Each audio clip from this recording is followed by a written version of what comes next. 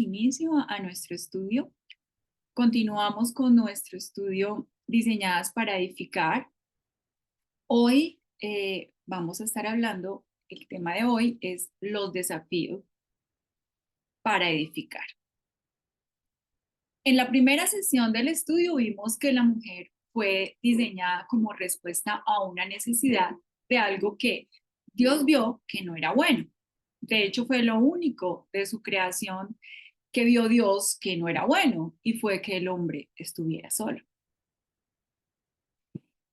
Él pudo en su omnisciencia e infinita sabiduría crearnos hombre y mujer sin hacer esa pausa. Pero el orden, los detalles, los silencios, todo en la escritura responde a un propósito dentro del plan de redención. Y debemos acercarnos a ella, a la palabra, con reverencia y con sed de conocer. El hecho de que el hombre fuera formado primero nos muestra el liderazgo masculino, que el hombre fuera hecho del barro y la mujer de la costilla del hombre, apunta al principal campo de acción de cada uno, a la mujer un principal campo de acción en el hogar. Que el Señor hiciera esa pausa para resaltar que no era bueno que el hombre estuviera solo, nos está apuntando a nuestro diseño original, a las virtudes con las cuales fuimos diseñadas a su imagen para cumplir con esta función. Alguna puede estarse preguntando, ¿por qué estudiamos las escrituras así? ¿Por qué vamos al original de algunas palabras? ¿Por qué interpretamos el orden, los detalles, las pausas, los silencios? No es un capricho intelectual o un estilo de enseñanza. Es porque cada palabra, orden y detalle en la escritura es intencional, guiado por la providencia divina para cumplir un propósito redentivo. Nada es casualidad en la palabra, cada sílaba es providencia. Y quise hacer como este énfasis hoy para que se quede grabado en nuestros corazones cada palabra que vamos a estudiar. La teoría de la inspiración plenaria verbal sostiene que Dios inspiró cada palabra y cada parte de la Biblia a través de autores humanos, dotando a toda la escritura de la misma autoridad divina. La teología nos da las calles y las carreras para movernos sin error, pero veámoslo bíblicamente. Este punto de que cada palabra es providencia. Segunda de Timoteo 3:16 nos dice, toda la escritura es inspirada por Dios y útil para enseñar, para redarguir, para corregir, para instruir en justicia. La palabra griega usada en el original para inspirada es theopnestos, que literalmente significa soplada por Dios. Es como Dios mismo hablándonos. Esto implica, uno, que la escritura proviene de la mente de Dios y de la voluntad divina. Dios exhaló su palabra. El resultado final es la palabra de Dios escrita. Dios hablándonos. ¿No es lo que todas quisiéramos? Confiable, sin errores. No significa que Dios dictó cada palabra mecánicamente, sino que Dios supervisó soberanamente el proceso, asegurando que las palabras elegidas por los autores fueran exactamente las que Él quería. Los autores humanos fueron instrumentos activos, guiados por el Espíritu. La inspiración es precisa hasta el nivel de las palabras, no solo de ideas.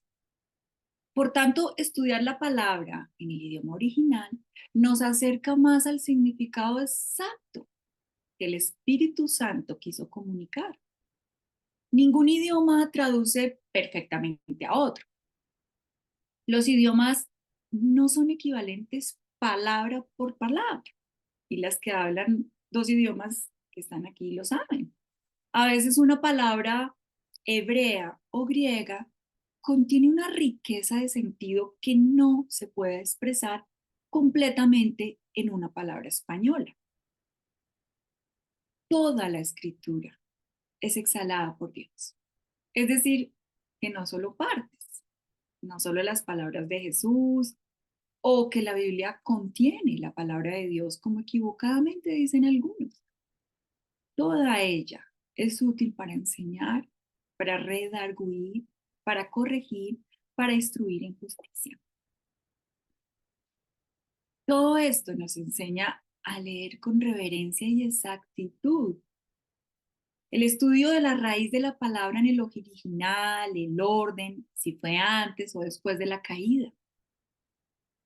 Persuadidas de esto, que no es un capricho intelectual o simplemente un estilo de enseñanza, y con la reverencia y atención mansa que esto requiere, vamos de nuevo a ver con lupa esos textos que nos ayudan a enfrentar los desafíos que tenemos como esposas, como madres, como mujeres solteras, viudas y separadas, para vivir y edificar en las diferentes circunstancias que el Señor nos ha puesto a vivir a cada uno.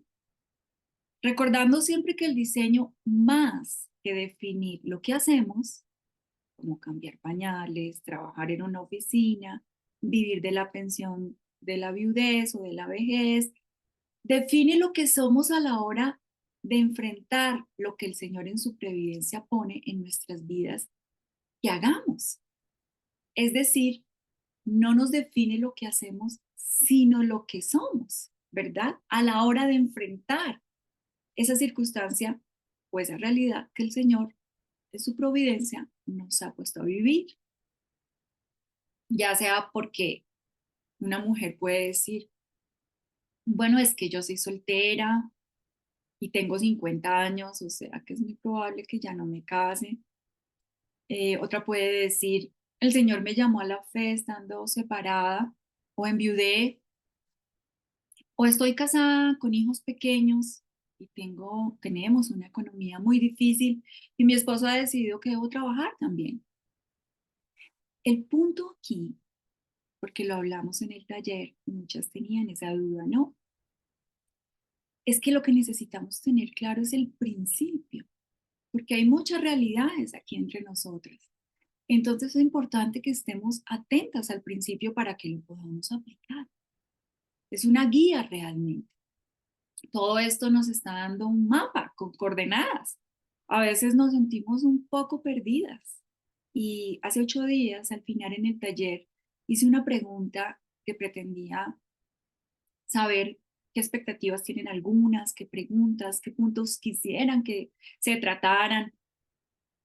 Y algunas hablaron de la mujer de Proverbios 31, otras que decían muy honestamente, bueno, porque si fui diseñada de una manera, soy todo lo contrario. ¿Cómo hacer para que no me influencien las filosofías de este mundo? ¿Cómo manejar las fricciones si soy esposa de un inconverso? Todas ellas muy honestas, muy auténticas, muy reales, ¿no? Esto refleja que a veces nos sentimos perdidas, buscando glorificar a Dios al vivir el rol para el cual fuimos diseñadas. Yo misma me he sentido perdida. Me esfuerzo en vivir lo que enseño, por eso escogí este estudio. Necesito recordarme estas verdades y tener una visión fresca sobre este tema. Y esa es mi oración, que el Señor ministre en nuestros corazones en este estudio, que Él capacite su palabra en cada corazón. Persuadidas de que la palabra nos da luz en todo esto, vamos a ello. Génesis 1:27 dice, y creó Dios al hombre a su imagen. A imagen de Dios lo creó, varón y hembra los creó. Este es uno de los versículos más densos y teológicamente ricos de toda la escritura. Los mencionamos muchas veces en los estudios. Y la palabra imagen allí, en el original hebreo, es selem. Proviene de una raíz que significa sombra, representación, figura visible. En otras palabras, varón y hembra somos una representación visible del Creador invisible. En Génesis 1:26 lo explica justo antes. Hagamos al hombre a nuestra imagen. La Trinidad están hablando. Hagamos al hombre a nuestra imagen, conforme a nuestra semejanza, y señoree sobre los peces del mar. Por lo tanto, la imagen de Dios implica señorío, mayordomía y responsabilidad moral. Ambos, varón y hembra, reciben esta autoridad compartida, pero la ejercen de modo complementario según su diseño. Lois Berkov, de su libro Teología Sistemática, en la sección Doctrina del Hombre, dice, y cito: la imagen de Dios en el hombre consiste principalmente en su conformidad con el carácter moral de Dios y en su capacidad para el dominio y la comunión. Dios es trino, una comunión perfecta de amor entre Padre, Hijo y Espíritu Santo. El hombre creado como varón y hembra reflejan esa comunidad relacional. La imagen de Dios no se refleja plenamente en el varón aislado, sino en relación y en complementariedad entre ambos, varón y hembra. Por eso el texto dice 3 veces, creó, en Génesis 1:27. Y creó Dios al hombre a su imagen, a imagen de Dios lo creó, varón y hembra los creó. Creó al hombre a su imagen, una esencia compartida, a imagen de Dios lo creó, ahí vemos un refuerzo teológico, varón y hembra los creó, forma relacional de esa imagen. Selem incluye la capacidad de relación, amor, comunión y reflejo del carácter de Dios. En Génesis 1, del 1 al 25, no lo vamos a leer, Dios crea los cielos, la tierra, la luz, los astros, los mares, los animales y todo lo necesario para sostener la vida. Ahí, por ejemplo, tenemos un propósito. Dios establece un orden perfecto, jerárquico y funcional. Luz antes que vida, tierra antes que el hombre, animales antes que el gobierno humano. El universo es preparado como morada del hombre, varón y hembra. ¿Quiénes serán mayordomos de la creación? Salmo 8, 5 al 6 nos dice: le has hecho poco menor que a los ángeles, hablando del hombre, varón y hembra. Le has hecho poco menor que a los ángeles y lo coronaste de gloria y de honra. Le hiciste señorear sobre las obras de tus manos. Todo lo pusiste debajo de sus pies. Después de esto crea a Adán. Acto seguido de crear luz, tierra, animales, crea al hombre, Adán, en Génesis 2:7. Esto establece un principio de liderazgo creacional, no por valor, sino por orden de propósito. Esto lo enseña claramente Pablo en 1 de Timoteo 2:13 para establecer el liderazgo exclusivo del hombre en la iglesia y cita el hecho de que el hombre fue formado primero.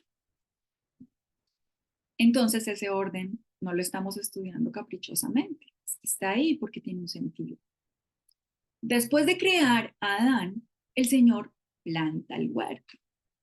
Esto lo vemos en Génesis 2, del 8 al 9 y en el versículo 15. El huerto no se planta antes del hombre, sino después de su creación y para él. Dios le establece como un lugar de comunión con Dios, un espacio de trabajo, orden y cuidado. Debía labrar y cuidar a Adán, ¿verdad?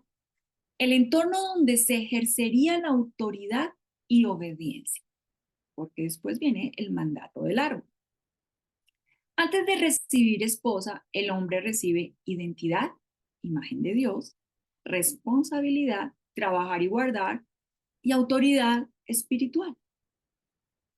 Después de crear a Adán, lo lleva a las bestias que él creó, que Dios creó, para que viese cómo las habría de llamar. Esto está en Génesis 2:19 al 20. Este acto tiene un fin pedagógico y teológico. Refleja el dominio delegado de Dios al hombre, muestra la sabiduría con la que lo creó, el lenguaje racional que le dio para que nombrara a las bestias y revela su necesidad de una compañera. Mas para Adán no se halló ayuda idónea para él. Dios despierta en Adán la conciencia de su soledad, un deseo de comunión complementaria. Dios crea a la mujer en Génesis 2:21 y 22. Entonces Jehová Dios hizo caer sueño profundo sobre Adán, y de la costilla que Jehová Dios tomó del hombre, hizo una mujer y la trajo al hombre. Vemos aquí aspectos importantes que nos están diciendo cosas. Uno, que no es formada del polvo de la tierra, sino del costado del hombre, simbolizando unidad y complementariedad. Dios la presenta al hombre como un matrimonio santo. Justo ahí, después de crearla, viene la primera unión instituida por Dios, el primer matrimonio. Adán la nombró como a Eva, como hueso de mis huesos y carne de mi carne. Es decir, igual en dignidad. En realidad creo que esta es la escena más romántica que una pareja ha podido protagonizar en la historia de la humanidad. No como el romanticismo del cine, del streaming. No, un verdadero romance bíblico en su diseño original. Dios mismo le muestra al hombre la necesidad con la que es creada su mujer. Adán, después de necesitarla, no con una necesidad pecaminosa, porque esto fue antes de la caída, esto que estamos hablando es antes de la caída, sino una necesidad que Dios mismo le muestra a Adán en perfecta comunión con él. Una necesidad para llevar a cabo la difícil tarea que Dios acaba de darle. Y al verla, exclama con el corazón mismo, desde donde fluye la capacidad de amar más pura que ha tenido cualquier hombre para amar, y es desde la misma imagen de Dios. Él está actuando desde la imagen de Dios. Ahí no ha sucedido la caída. Y le dice, hueso de mis huesos y carne de mi carne. La reconoció como igual en esencia, valor y dignidad. Después de crear a la mujer, Dios instituye el matrimonio. Seguido de esto, da el mandato cultural: fructificad y multiplicaos. Llenad la tierra y sojuzgadla, y señoread en los peces del mar, en las aves de los cielos y en todas las bestias que se mueven sobre la tierra.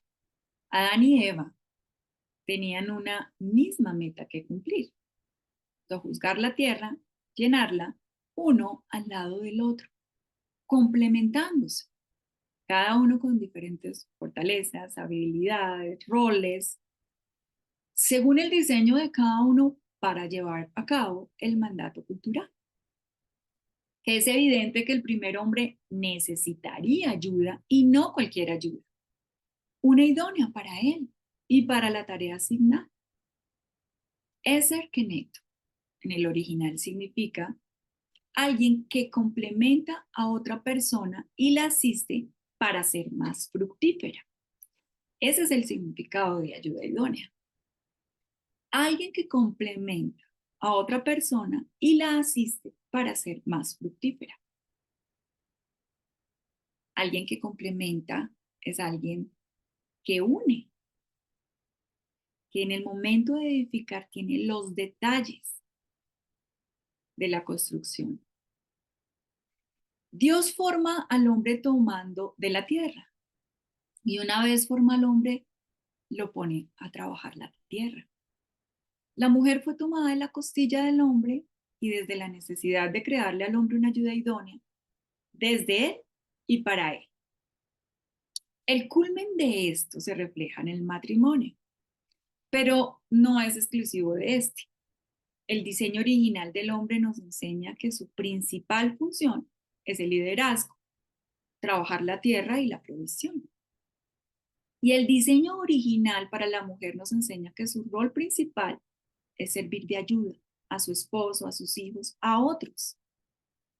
Es importante que para el propósito de este estudio nos detengamos a analizar esto. Génesis 2:7. Entonces Jehová Dios formó al hombre del polvo de la tierra y sopló en su nariz aliento de vida. Y fue el hombre un ser viviente.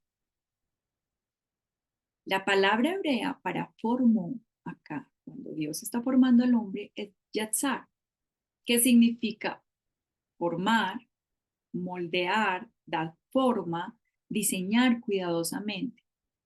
Es un término usado para el trabajo de un alfarero que da forma al barro con sus manos.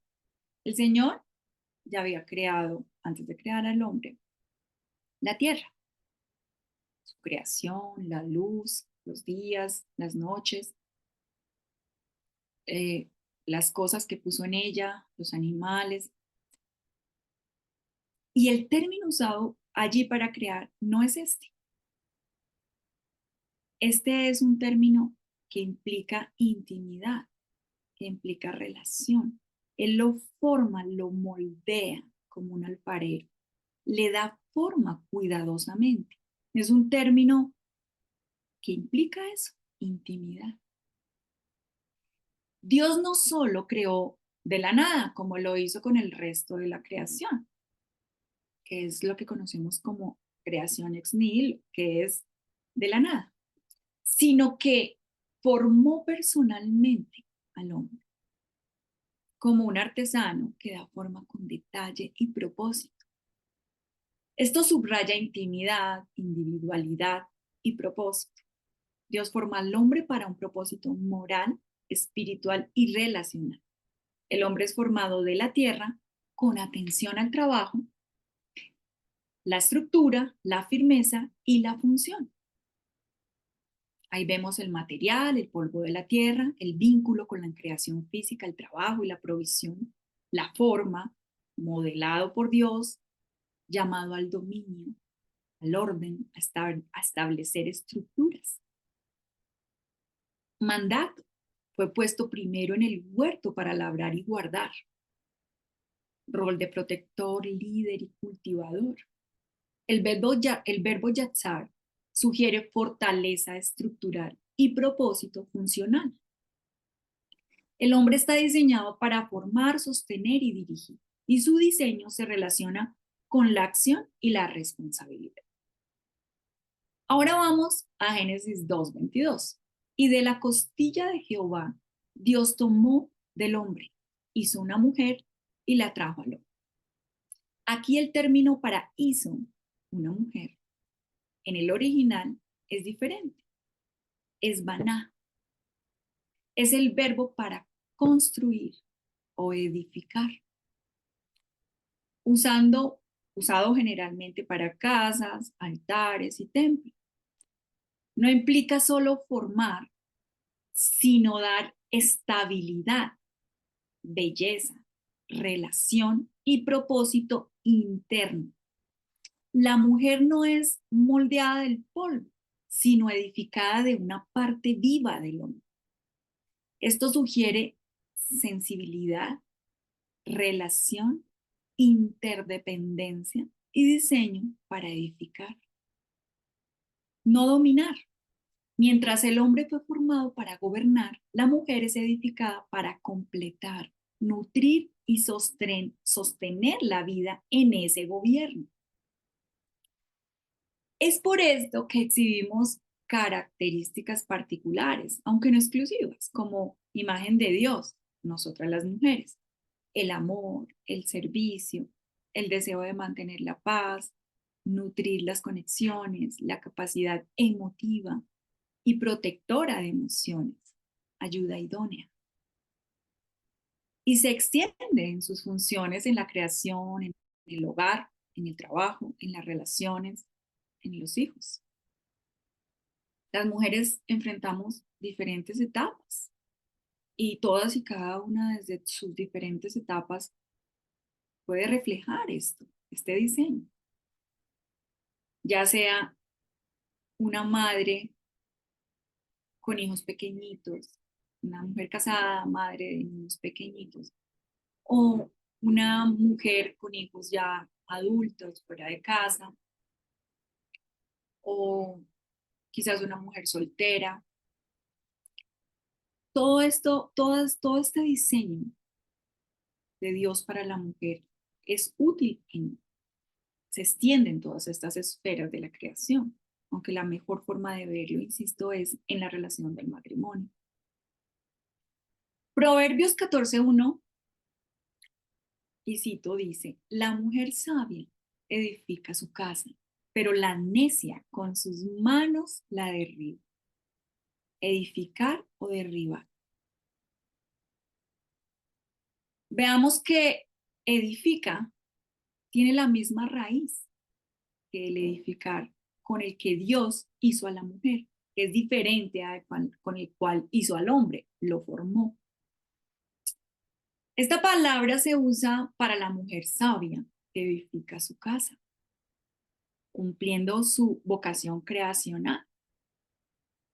Yo imagino, como en el juego de Jenga que puso Nicole en la imagen de donde se informó del estudio, a la mujer uniendo eslabón por eslabón, el detalle, la estructura, pero sobre todo como la belleza, como las uniones. Su tarea, la de la mujer, no es secundaria, sino es continuar la obra edificadora de Dios, pero ahora en el hogar. Ya podemos ver que cuando despreciamos nuestro diseño original y nos dejamos llenar de todas estas ideas empoderadoras del feminismo, lo que hacemos es ofender a Dios mismo. La tarea de la mujer no es secundaria, es continuar la obra edificadora de Dios en el hogar, en la comunidad y en la familia de la fe. Su tarea no es secundaria. Baná significa relación, edificación, restauración. Hermoso, ¿no? En conjunto, hombre y mujer muestra que la diferencia no es jerárquica, sino funcional. Somos la misma esencia, compartimos la misma esencia. De la costilla de Adán, de su propia esencia, fuimos formadas. El hombre Yatzar es diseñado para estructurar y proteger lo que Dios le confía. La mujer Baná es diseñada para edificar y dar vida dentro de ese orden, reflejando el carácter edificador de Dios mismo. El diseño, claramente, y lo sabemos todas, fue afectado por la caída. Fue distorsionado. El liderazgo del hombre se transformó por el pecado en tiranía o pasividad. Y el de la mujer hacia controlar, imponer o manipular. Como conocemos esas conexiones, lo que a simple vista no se ve, en vez de nutrir conexiones y hacer la paz, tiene una facultad, las mujeres tenemos una facultad natural por la caída para manipular, controlar e imponer. Qué triste, ¿no? Es por esto que muchas se preguntaban en el estudio anterior, ¿por qué, si ese es el diseño, no es lo que veo que estoy haciendo en mi casa, en mi hogar, en mi vida? Notemos que la maldición que viene con la caída afecta el centro mismo del llamado de Dios para la mujer a edificar. Génesis 3:16, que es la maldición a la mujer. En gran manera multiplicaré tu dolor en el parto. Con dolor darás a luz los hijos. Y con todo, tu deseo será para tu marido, y él tendrá dominio sobre ti. La maternidad, símbolo de la vida y la edificación, ahora se asocia con sufrimiento físico, emocional y espiritual. Más allá del parto, el texto abarca dolor en la crianza, angustia al ver el pecado de los hijos, frustración en su deseo, en el deseo de la mujer de nutrir, cuidar y ver frutos. Ese dolor, itzabón, en el original, es el mismo término usado para el hombre cuando le da la maldición. Con dolor comerás. Ambos sufrimos frustración en nuestra vocación. Él en su trabajo y nosotras en la labor de edificar y en la maternidad. Con esto en mente, hermanas, vamos a los desafíos que enfrentamos para edificar. ¿Cómo se ve hoy la distorsión? ¿Cuáles son las manifestaciones más comunes? Bueno, tenemos 4 áreas principales importantes a tener en cuenta para ver cómo es que funciona esto. Una es el área relacional, otra es la maternidad y la educación, otra es la sujeción, ayuda, otra es la ternura y otra, no menos importante, la influencia. En el área relacional, que es en la que nos vamos a adentrar hoy, fuimos diseñadas para la cooperación y el respeto mutuo, hacer ayuda idónea. Pero contrario a esto, ejercemos competencia, manipulación o dependencia emocional o independencia emocional, no interdependencia, no cooperación. Maternidad y educación, que es la otra área que también abarcaremos en otros estudios, donde debe haber cuidado gozoso y edificación espiritual, hay dolor, cansancio, frustración, temor o control excesivo. Algunas se pueden ver ahí queriendo controlarlo todo. Sujeción y ayuda. Esta es otra área, ¿no? En la que debemos ser activas por diseño. Donde debe haber gozo en servir y apoyar, hay rebeldía o pasividad extrema. Ternura, donde se debe reflejar el carácter compasivo de Dios. En las relaciones hay emocionalismo, contrario a lo que debemos reflejar, hay emocionalismo, codependencia emocional o frialdad. En otra área, que es la influencia, donde fuimos diseñadas para edificar y animar, a cambio de esto, destruimos con crítica o manipulación. Vamos a enfocarnos entonces de manera particular en los desafíos en esta área relacional. De nuevo hablaremos de la relación del matrimonio, porque esta nos muestra por excelencia el rol de edificadoras y sus desafíos. Espero muchas se sientan identificadas, pero se extiende a todas las relaciones, en la soltería, en la iglesia, en la comunidad.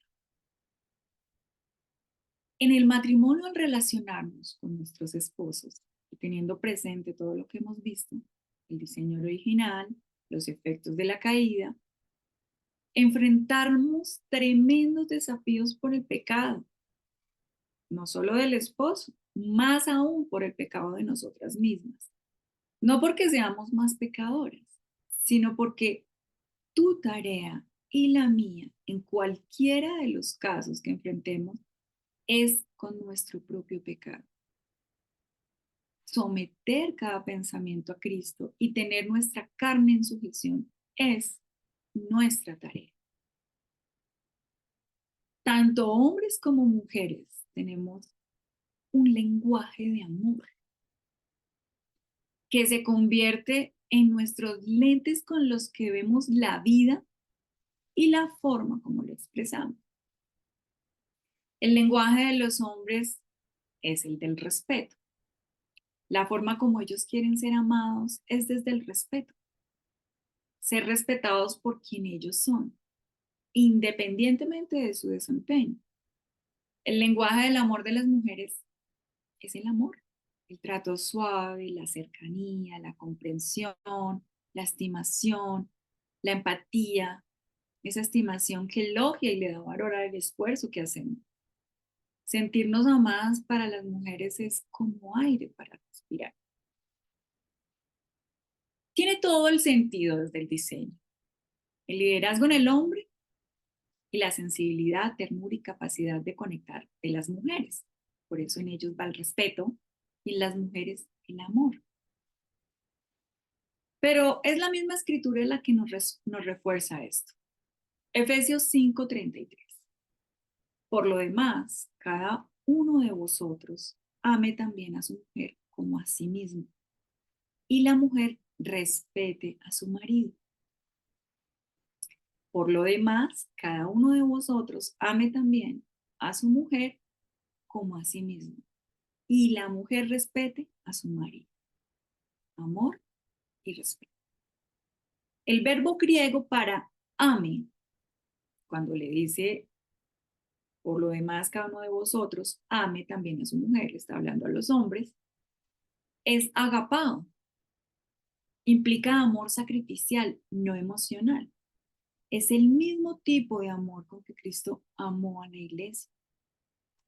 La palabra griega para respeto aquí es potebai, povetai, perdón, que implica reverencia, honor y consideración seria.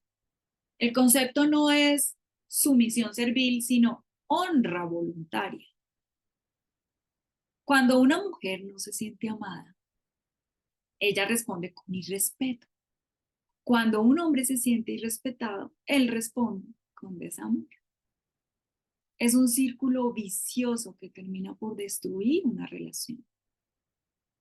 La mayoría de las veces ese irrespeto fluye en nosotras como algo natural, porque los efectos de la caída surgen de manera natural. Por eso necesitamos estar entendidas en esto y conocer a nuestros esposos. Cuando estaba preparando este estudio, curiosamente vino a mí mi esposo a contarme algo de su trabajo. Él es jefe en una compañía, tiene un equipo. Y me decía, no sé por qué esta persona no me copia. Yo le doy directrices, le doy la visión que tengo sobre esto, cómo llegar a las metas, pero no me copia. No sé qué pasa. Bueno, lo escuché, hablamos un rato y yo sabía que lo que tenía para decirle era difícil en relación a lo que él me estaba contando. Y dije, bueno, vamos a ponerlo en práctica. Voy a comunicarme desde el respeto. Y le dije, definitivamente, la mayoría de las veces no te equivocas con tu visión. Y tienes razón en lo que dices. Primero fui a lo bueno. Y después le dije, pero te equivocas en cómo lo comunicas, porque sueles herir. Entonces uno no te responde desde que efectivamente tienes la razón, sino herido. Y no discutimos. Generalmente esos puntos, cuando yo le digo, oye, no trates así tu gente, no reacciones así, di las cosas de esta manera, comunícate así, terminamos discutiendo. Pero fue revelador. Él abrió sus ojos y dijo, tienes razón. Y yo, wow, me dijo, tienes razón. Y después se fue y dijo, o sea que tú por eso a veces no me haces caso. Y yo le dije, no, yo sí te hago caso. Y él me miró me miró con ternura y me dijo algo que era como cambiar de tema, era realmente cambiar de tema. Toda la conversación cambió de dirección. Me dijo algo, pues que yo no esperaba. Me dio una expresión de amor muy bonita, muy simple, pero muy bonita. Me dijo, esta mañana en el gimnasio, cuando estábamos entrenando, te veías muy bonita boxeando con el pelo suelto. Entonces, yo estaba con el entrenador y él estaba alzando pesas. Y yo pensé, wow, qué impresionante, es real. Yo le di respeto, yo le dije, yo sí te hago caso, y usé esa palabra que podría ser una especie de humildad, es verdad, ¿no? Yo sí te hago caso. Y él me respondió con una expresión de amor. Emerson Egerich, en su libro Amor y Respeto, describe diferentes maneras en que una mujer expresa y respeto a un hombre. Diferentes formas en que ellos perciben y respetan. Ojo aquí, vamos a ver. 4 de ellas. Verbal, emocional. Esa es una de las maneras. Vamos a detallarlo. La crítica constante, el tono de desprecio, una mirada descalificante. Ejemplo, corregirlo públicamente, burlarse o usar un sarcasmo. ¿Y ahora qué hiciste mal? ¿Cierto? ¿Cuántas no nos hemos comunicado así? Hablarle como a un niño o a un alumno. Instrucciones o recordatorios. Te he dicho 1000 veces que recojas el desorden. Regaños o un tono maternal. Tratarlo como un incompetente o un perezoso. Eso transmite que no se confía en su criterio. Otra forma es una no verbal, dice Egerich, no verbal, actitudinal más bien. Son miradas, suspiros o gestos de desdén. Nosotras tenemos una capacidad para atravesar a nuestros maridos con una mirada. Los hombres captan gestos tanto como las palabras. Una mirada de desaprobación puede humillar más que un discurso. Alguna puede recordar aquella discusión interminable que terminó con heridas mutuas, que fue ocasionada por una mirada, por un gesto de desdén. La otra persona quizás no te dijo, fue porque me miraste, pero quizás pueda recordar que empezó allí. Otra forma explícita de esta forma no verbal son las comparaciones con otro hombre, ¿no? No es directa, lo estoy comparando, el esposo de mi amiga sí ayuda en casa. El esposo de la hermana tal se ve como un hombre muy piadoso. El esposo de mi hermana es tan buen proveedor. El silencio manipulador es otra forma, esa frialdad emocional, usar el silencio como castigo. La tercera forma es en el liderazgo y en las decisiones. Cuestionar toda decisión o iniciativa, interrumpir, corregir, invalidar su criterio en público o en privado. Y bueno, esto para mí también fue revelador, porque en realidad a veces estamos las parejas chanceando en público y no nos damos cuenta, quedamos directo hacia lo que el hombre percibe como respeto. Estas son áreas que para él son fundamentales para recibir respeto. Tomar el control sin consultarlo, ¿cierto? Actuar unilateralmente porque él no hace bien o yo sí sé cómo. Esto pasa mucho con las madres, ¿no? Cuando se tienen que tomar decisiones, quieren proteger a sus hijos y creen que ellas sí saben cómo y interrumpen, perdón, toman el control y no consultan, no se consulta para las decisiones. En estos días hablaba con alguien de esto particularmente. Una chica me contaba, bueno, sí, pasa esto en mi casa y pues mi mamá siempre está de nuestro lado. Ella sí me apoya con mi noviazgo, pero papá no. Y lo hacemos a escondidas de papá. Y pensaba, ahí estamos, ¿no? Las mujeres, tomando el control sin consultar. Queremos que ellos hagan parte de la crianza de los hijos, que se involucren, que guíen, que lideren, pero cuando hay que tomar una decisión que sé que no vas a estar de acuerdo, voy a tomar el control y no lo consulto.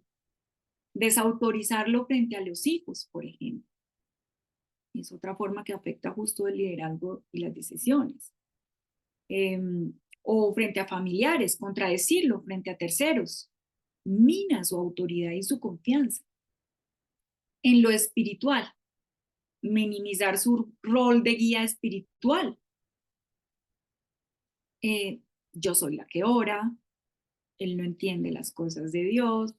Hay ahí como un tono de superioridad espiritual. Las mujeres somos muy buenas con las palabras, entonces podríamos aparentemente tener más de nuevo al hablar. Y podríamos estar, si no actuamos sabiamente, minimizando ese rol de guía espiritual de nuestros esposos.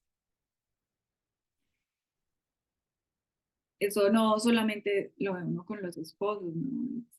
Yo sigo viendo muchas veces cuando hay estudios impartidos por los hombres en la iglesia, cómo las mujeres usamos de esta facilidad con nuestras palabras para tomar el control de una enseñanza que está impartiendo un hombre, ¿no? No solamente quiero hacer un aporte, sino casi que me tomo el control de la enseñanza.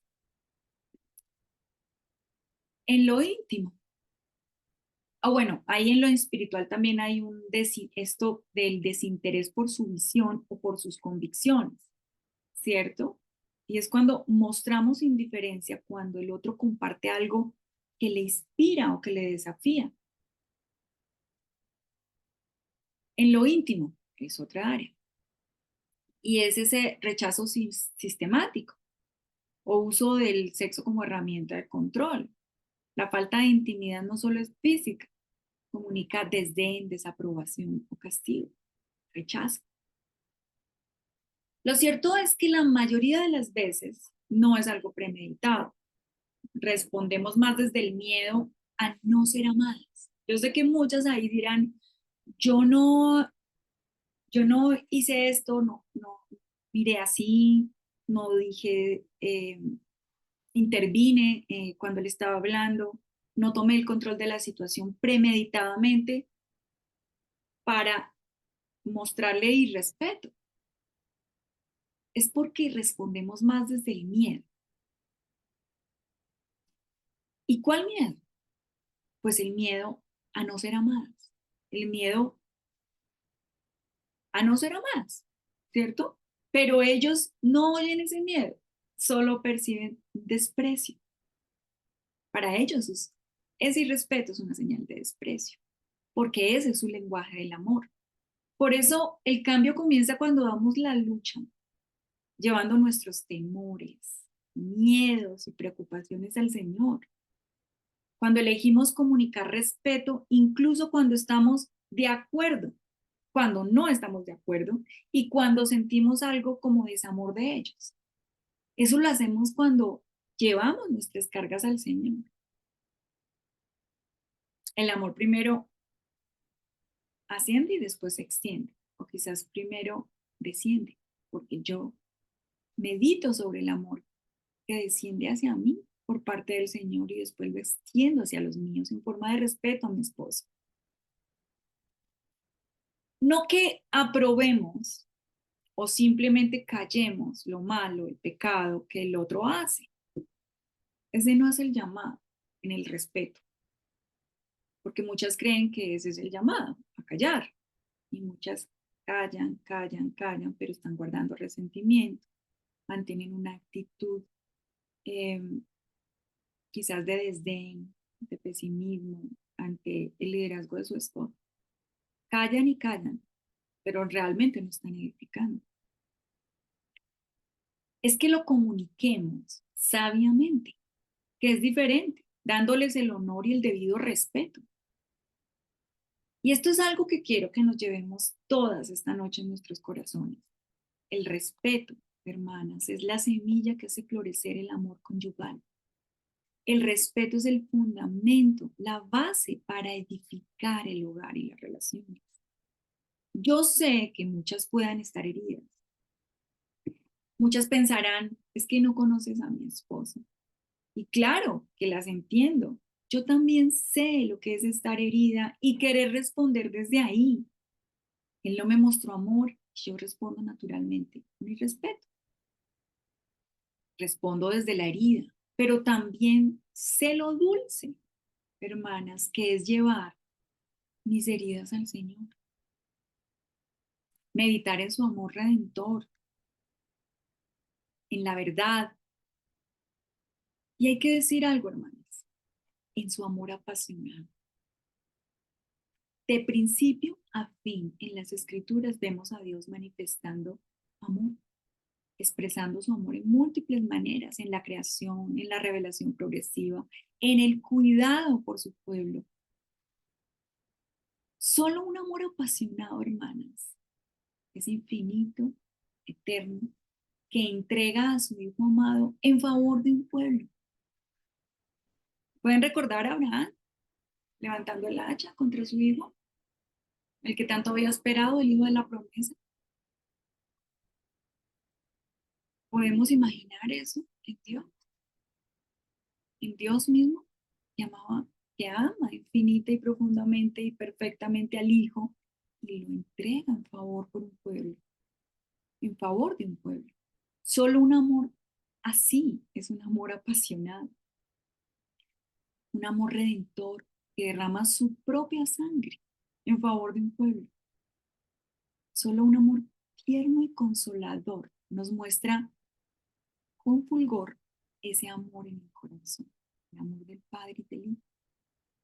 Toda esa necesidad de cercanía que tú y yo tenemos, esa necesidad de cercanía, de comprensión, de empatía, de intimidad, de ser conocidas, toda esa necesidad podemos llevarla confiadamente a la oración, a la meditación, meditar en esas verdades, a la lectura de la palabra.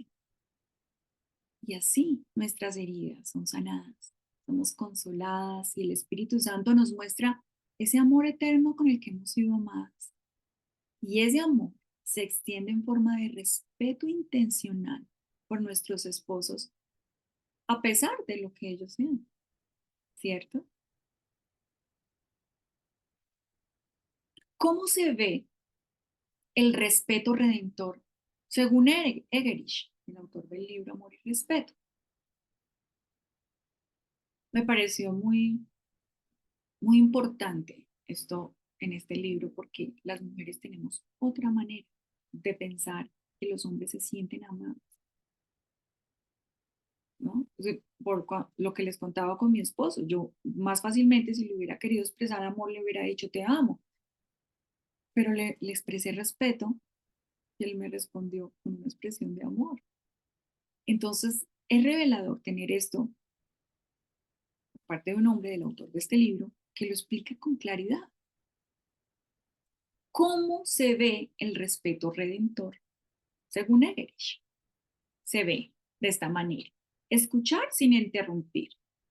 Le comunica que su opinión importa. Agradecer lo que se hace bien. Lo motiva a amar más activamente. Evitar humillar en público. Le da seguridad emocional. Afirmar su esfuerzo. No solo el resultado. Le transmite aprecio, no evaluación. O afirmar su esfuerzo, no el resultado. Consultarlo antes de decidir. Refuerza su rol y sentido de responsabilidad. Muchos hombres no se involucran en el hogar, no son líderes en su casa, porque la actitud de una mujer opaca ese liderazgo.